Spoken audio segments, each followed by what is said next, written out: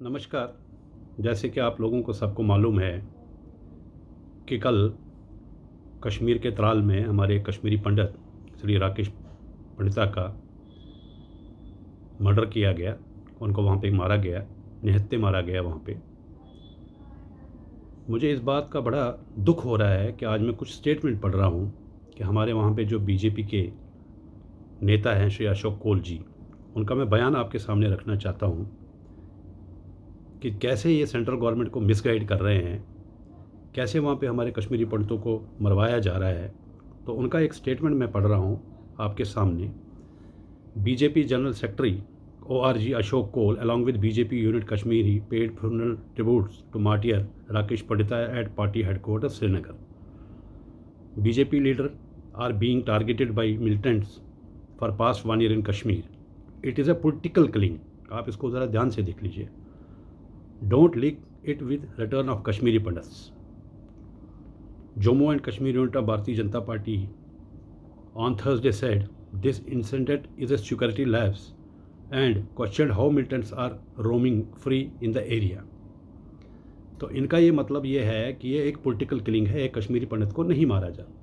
यही अशोक कोल कुछ दिन पहले कश्मीर में नवरे मना रहे थे। शीतलनाथ जो हमारा प्राचीन वहाँ पे मंदिर है, जहाँ से हमारी जो भी कुछ एजिटेशन हुई है वहाँ से शुरू हुई है, वहाँ पे नाच नगमा करके नवरे के दिन जो हमारा नया साल होता है कश्मीरियों का, वहाँ पे स्टेटमेंट जारी कर रहे हैं कि यहाँ पे अब हालात ठीक हो गए हैं और कश्मीरी पंडित बहुत वापस आ रहे हैं। कैसे मिसगाइड कर रहे हैं सेंट्रल गवर्नमेंट को, इसमें मैं सेंट्रल गवर्नमेंट को ब्लेम नहीं देना चाहता हूँ। ये लोग ही हैं जिन्होंने कश्मीर को बर्बाद किया है। ये लोग ही हैं जो कश्मीरी पंडितों को वहाँ पे लेबॉर्ट्री टेस्ट के लिए कश्मीर भेज रहे हैं। क्यों?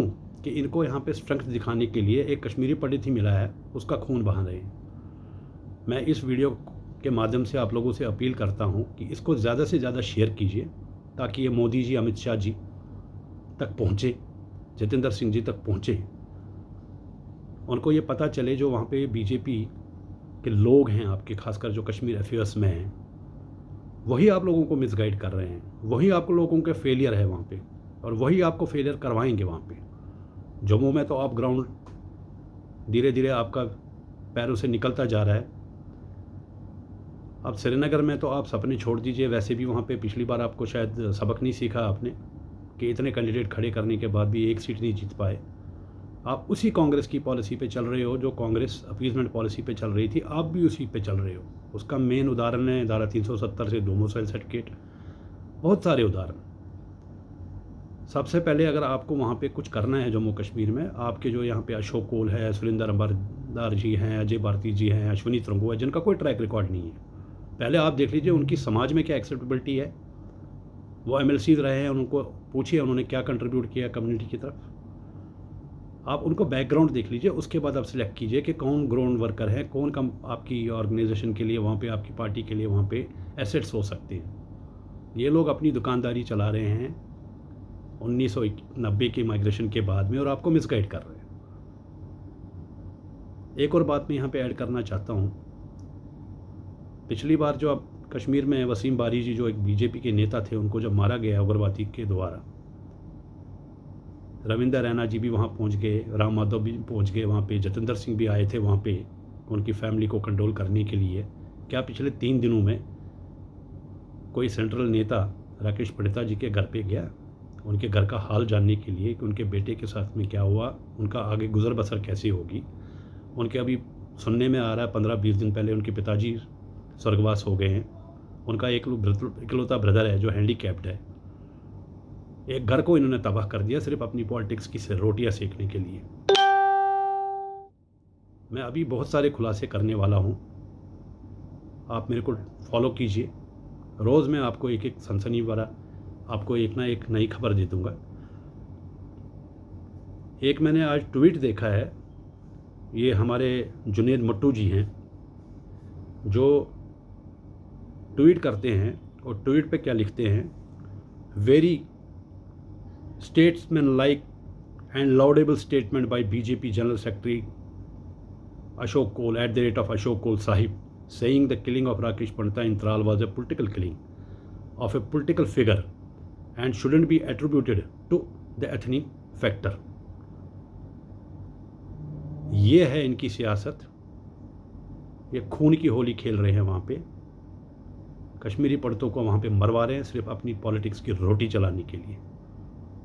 मैं बीजेपी हाईकमांड से निवेदन करता हूँ कि सबसे पहले आपको अपने घर में देखना चाहिए। आपकी सर्जिकल स्ट्राइक जो है वो आपको बीजेपी JNK में करना चाहिए, और दूसरा सर्जिकल स्ट्राइक पाकिस्तान में हम बात करेंगे। पहले आप कश्मीर में सर्जिकल स्ट्राइक कीजिए, नहीं तो ये एवर एंडिंग प्रोसेस है। ये लोगों को मारते जाएंगे, आप 4 को मारोगे 4 और पैदा हो जाएंगे। हम 31 साल से देख रहे हैं। This is a never ending process. जब तक आपकी पॉलिसी, आपकी स्ट्रेटजी टफ नहीं रहेगी कश्मीर में, पहले आप अपना घर सुधार लो, उसके बाद हम बात करेंगे विश्व गुरु की। पहले अपने घर को सुधारो आप। यही लोग जाके स्टेटमेंट देते हैं कि कश्मीर में पीस आ गई जी, इतनी वोटिंग हो गई। कश्मीरी पंडितों के कंधों पे बंदूक आप कब तक चलाओगे? और मैं आज आपको चैलेंज करता हूँ, मेरी उम्र 55 साल की है, मैं कश्मीर में पैदा हूँ, मैंने वहाँ पे बड़ी नज़दीक से देखा है 84 में क्या हुआ, गन कल्चर वहाँ पे कहाँ से आया। वो चीज़ें धीरे धीरे करके मैं आप लोगों के सामने रखूँगा। तो मेरा निवेदन है सेंट्रल गवर्नमेंट से, बीजेपी हाईकमांड से, पहले आप ये जो लोग वहाँ पे बिठा रखे हैं, अशोक कोल जैसे लोग, इनको आप हटाइए। अगर आपने अपने पैर वहाँ जमाने हैं तभी कुछ हो सकता है, नहीं तो आपको मिसगाइड करते रहेंगे, कश्मीरी पंडितों को भेजते रहेंगे, खून की होलियाँ चलवाते रहेंगे, क्योंकि इनकी दुकानदारी चल रही है। मेरा आपसे दोबारा निवेदन है, प्लीज़ कीप मी फॉलोइंग। मैं बहुत सारे सनसनीखेज खुलासे करने वाला हूँ, ताकि बीजेपी हाईकमांड को ये पता चले कि ग्राउंड रियलिटीज़ वहाँ पे क्या है। बहुत बहुत धन्यवाद।